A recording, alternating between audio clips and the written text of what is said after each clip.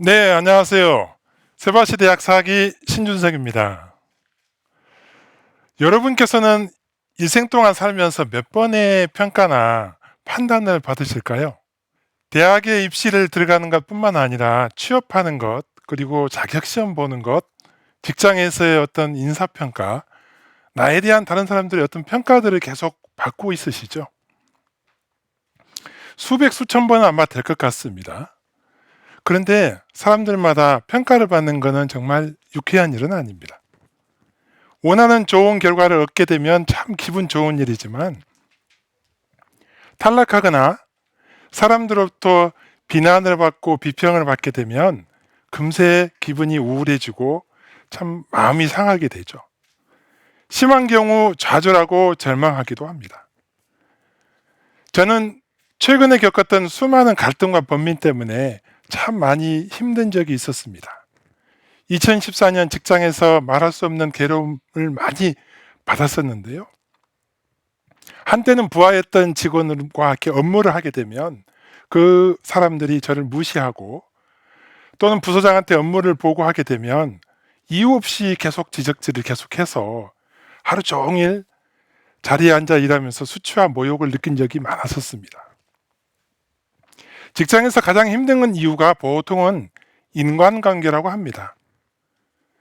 거의 매일 사소한 일로 시비와 편잔 그리고 홀대를 받는 그런 상황을 경험하게 되니까요. 정말 일할 의욕도 꺾이고 나이가 20년 이상 이렇게 차이가 나는 직원들한테 홀대를 받으면 참 내가 이 직장에 왜 있어야 되지? 내가 무엇 때문에 살아야 될까 하는 이제 그런 생각을 참 많이 했었습니다. 그러다 보니까 제 건물이 11층 건물이었는데 그 11층 꼭대기에 올라가서 바깥을 이렇게 내다보면 그게 별로 무섭지 않게 느껴질 정도였습니다. 저 빈 곳으로 한 발짝만 내가 발걸음을 내디디면 굉장히 편하지 않을까 하는 이제 그런 유혹이 생길 정도였었으니까요. 만약 제게 신앙이 없었다면 충분히 그런 선택을 했었을 거라는 생각을 합니다. 사람들은 때로 자신이 처한 입장을 비관해서 극단적인 선택을 하는 경우가 있습니다. 이런 처지에 놓인 사람들을 보면서 사람들은 이렇게 쉽게 얘기하죠. 그럴 용기가 있다면 차라리 독하게 살아야 남아야 되지 않겠느냐. 이런 말들을 아주 쉽게 말합니다. 그런데 진짜 그런 상황에 처해보지 않으면 그 마음이 얼마나 고통스러운지 잘 모르죠. 보건복지부 2022 자살 예방백서에 보면 우리나라 자살자 수가 13,000명이나 된다고 하고요. 매일 기준으로 보면 36명이 넘는다고 합니다. 연령대별로 자살 동기가 많이 다르기는 하지만 가장 큰 원인이 정신적인 어려움이라고 얘기를 합니다. 특히 우리나라는 자살률이 높아서 OECD 평균의 2배가 넘는다고 하죠. 죽음을 모든 것을 멈추게 합니다. 그리고 그 중단의 피해는 오롯이 본인이 가장 크게 입는 거죠. 그래서 건강한 삶을 위해서는 견디는 힘, 한 발짝 더 내딛는 힘이 필요한지도 모르겠습니다. 성경에는 이런 문구가 있습니다. 인내는 연단을, 연단은 소망을 이룬다. 이런 말이 있는데요. 저는 2014년 이후에 8년 가까이 극단적인 선택을 계속 유혹받고 살았었습니다.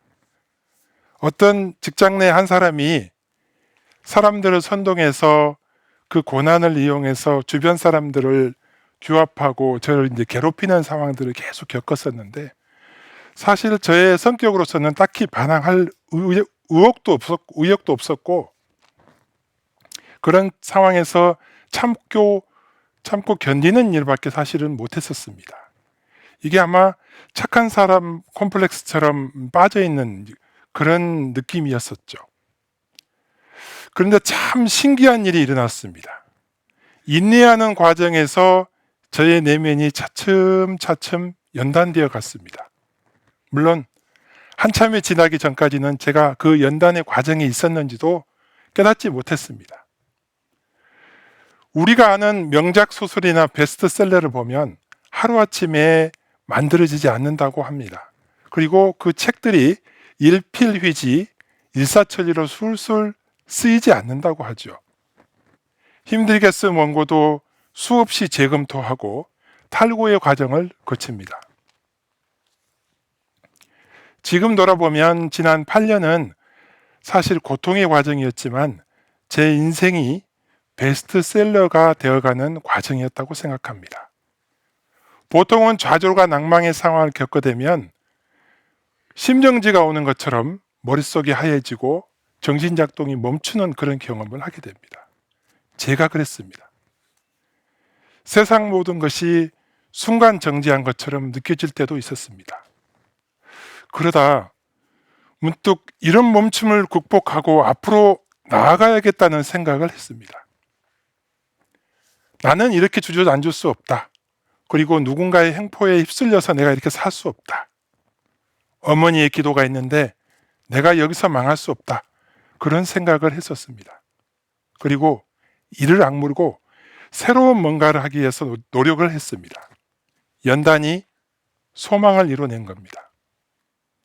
좀 더 전문성을 갖춘 나를 함부로 하지 못할 것이라는 생각 때문에 업무와 관련된 책을 쓰기 시작했습니다.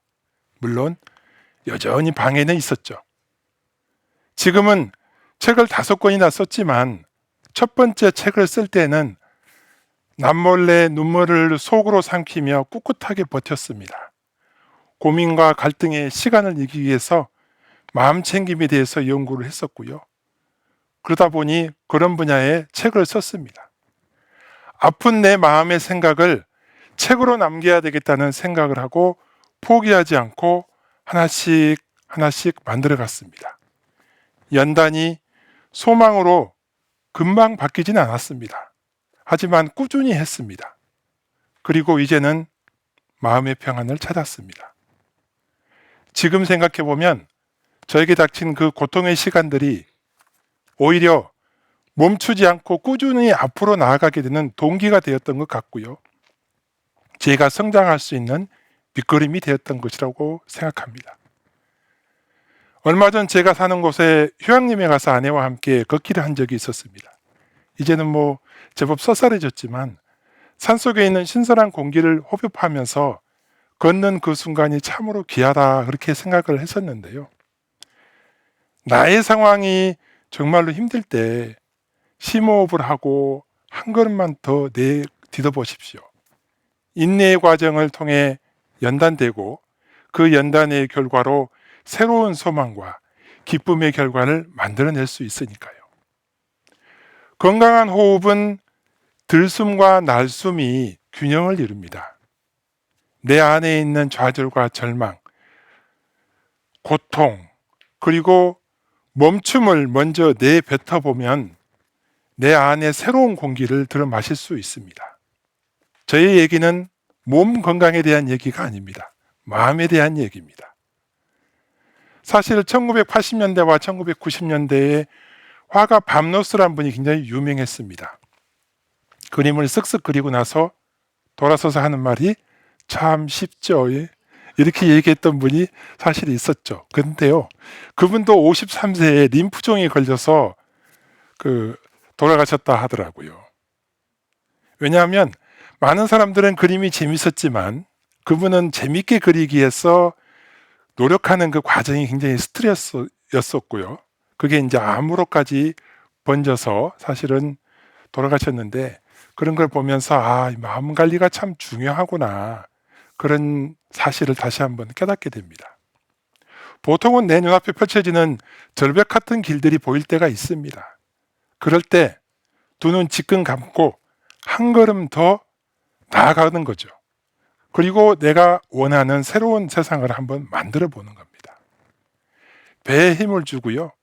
먼저 숨을 한번 내뱉어 보십시오.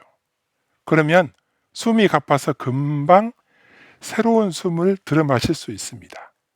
그래서 호흡에서는 불어내는 게 먼저인 거죠. 이런 것처럼 여러분 당당하게 한 걸음을 한번 내딛어 보십시오. 여러분의 한 걸음이 지금의 이 순간을 견디는 힘이 될 것이고, 그리고 이것이 여러분을 연단해 주고 여러분이 원하는 소망의 땅으로 인도할 것이라고 확신합니다. 감사합니다.